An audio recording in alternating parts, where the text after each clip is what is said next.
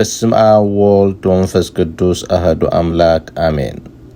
ሰላም ጤና ይስጥልን ውድ የክርስቶስ ቤተሰቦች፣ ይህ ኦርቶዶክስ ተዋሕዶ መንፈሳዊ ትምህርት ወደ እናንተ የሚደርሰው ልዩ ፕሮግራም ሲሆን የእመቤታችንን ቅድስት ድንግል ማርያም አማላጅነቷንና ጸጋዋን ከኛ ጋር ይሁን እያልኩኝ የእመቤታችን ቅድስት ድንግል ማርያም ተአምሯን ለመስማት እንዘጋጅ። እስከ መጨረሻው አብራችሁን ቆዩ። ከዚህ በመቀጠል ይቀርባል። አብረን እንከታተለው።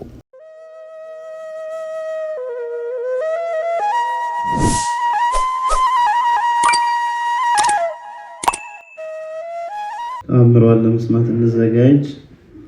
እሰግድ ለኪ እሰግድ ለኪ እሰግድ ለኪ፣ ለአንቺ 3 ጊዜ እሰግድልሻለሁ። እግዚአብሔር ከአንቺ ሰው ሆኖ ሙሽራ ከጫጉላው እንዲወጣ ከአንቺ ወጣ።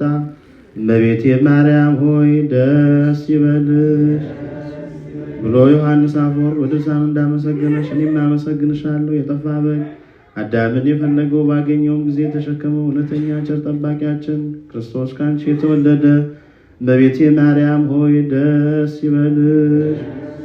እግዚአብሔር በዲን የጣላት የሔዋን ጽኑ የሚጎዳ ማሰሪያዋ በአንቺ የተቆረጠላት እመቤቴ ማርያም ሆይ ደስ ይበልሽ።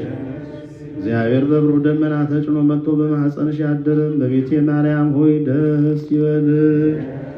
ቅዱሳን ነቢያት ቅዱሳን መላእክት አድሮ የሚኖር ከአንቺ ተወልዶ የተገለጸልን እመቤቴ ማርያም ሆይ ደስ ይበልሽ። ከአብ ከመንፈስ ቅዱስ ጋር የምንሰግድለት ቃል የሚባል እግዚአብሔር በአንቺ ባህሪ ከአንቺ ወልድ ዘንድ የወደደሽ እመቤቴ ማርያም ሆይ ደስ ይበልሽ። እኔ ለምእመናን ወንጌልን የማስተምርለት የጌታ እናቱ እመቤቴ ማርያም ሆይ ደስ ይበልሽ። ከወለድሽው በኋላ ማኅተመ ድንግልናሽ እንዳይለወጥ አድርጎ የጠበቀሽን አማኑኤልን የወለድሽው እመቤቴ ማርያም ሆይ ደስ ይበልሽ። ማኅተመ ድንግልናሽ ሳይለወጥ ንጉሥ ክርስቶስን የወለድሽ እመቤቴ ማርያም ሆይ ሰላምታ ይገባሻል።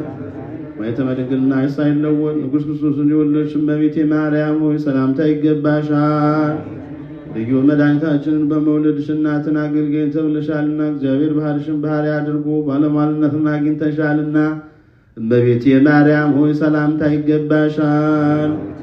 እኛ ከምንወደው እሱም ከሚወደው ልጅሽ ኃጢአታችንን ያስተሰርይልን ዘንድ ለምኝልን።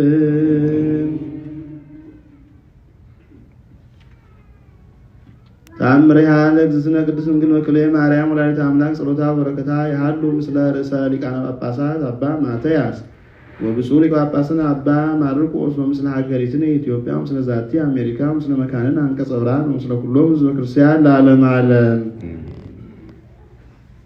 ዮሴፍም እጮኛው ማርያምን ወደ ቤቱ ከወሰዳት በኋላ ለንግድ ወደ ሩቅ አገር ሄዶ በዚያ ለ3 ወር ያህል ተቀመጠ። እነሆ ለንግድ ከሄደበት ሀገር ወደ ቤቱ በተመለሰ ጊዜ ፈላስፋና አዋቂ የሆነ ወዳጁ ዮሐንስን ጠይቀው ዘንድ መጣ። ዮሐንስም የእመቤታችንን መልኳ እንደ ፀሐይ ሲያበራ በተመለከተ ጊዜ እርሷ እንደ ጸነሰች አወቀ። እሱም ፈላስፋና አዋቂም ነበረና ከዚህም በኋላ ይህች ብላቴና እንደ ጸነሰች አያለው ካንተ ነው ወይስ ከሌላ ብሎ ዮሴፍን ጠየቀው። ዮሴፍም ሕያው እግዚአብሔርን እኔስ በዚች ብላቴና ላይስ እንኳን የገቢር ያህልዮም አላውቅባት አለው። ወዳጁ ዮሐንስም እንግዲያስ ወደ ቤት ገብተህ ጠይቃት፣ በዚያም ጊዜ የሆነውን ነገር ታውቃለህ።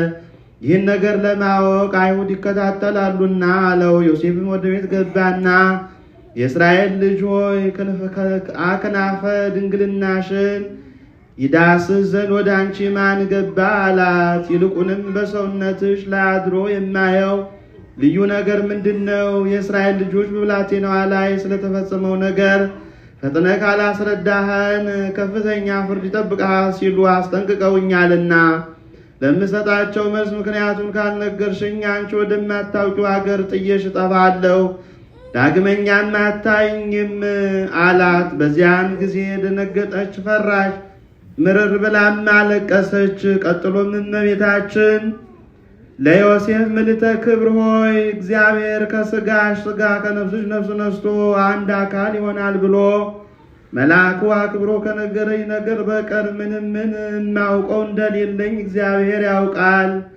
ብላ መለሰችለት። ዳግመኛም አባቴ ዮሴፍ አሁንም ቃሌን እመነኝ እንጂ ከእስራኤል ልጆች ዛቻ የተነሳ አትፍራ፣ እነሱ እግዚአብሔርን ይፈታተኑታልና እኔም ይህንን ምስጢር እግዚአብሔር እንደሚገልጽልህ አምናለሁ አለችው።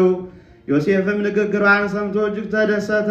በፊቷም ሰግዶ በእውነት እግዚአብሔር ከአንቺ ጋር እንደሆነ ተረዳው፣ ስለ አንቺም እግዚአብሔር አስቀድሞ ተስፋ እንደሰጠው አባታችን አዳምን ወደ ቀደመ ክብሩ እንዲመልሰው አረጋገጥ። ይልቁንም በነገርሽኝ ነገር ሁሉ እንዲሁ ክርስቶስ ከአንቺ ስለመወለዱ ነቢያት የተናገሩት ትንቢት እንደተፈጸመ አመንኩ አለ። ስለ አንቺም እግዚአብሔር ዓለምን በእውነት በቸርነቱ ጎበኛት፣ ከባሪያውም ከዳዊት ዘር የመድኃኒት ቀንድ አስነስቷልና እያለ አመሰገነ። ስለዚህም ነገር ዮሴፍ አምላክን እንደወለደች በድንጋሌ ሥጋ ድንጋሌ ነፍስ ጸንታ ለምትኖር እመቤታችን ታላቅ አክብሮት አደረገላት። ለንጽሕናዋም ተገዢ ሆነ። ልመናዋ ክብሯ ለዘላለም በሁላችን ላይ ይደርብን።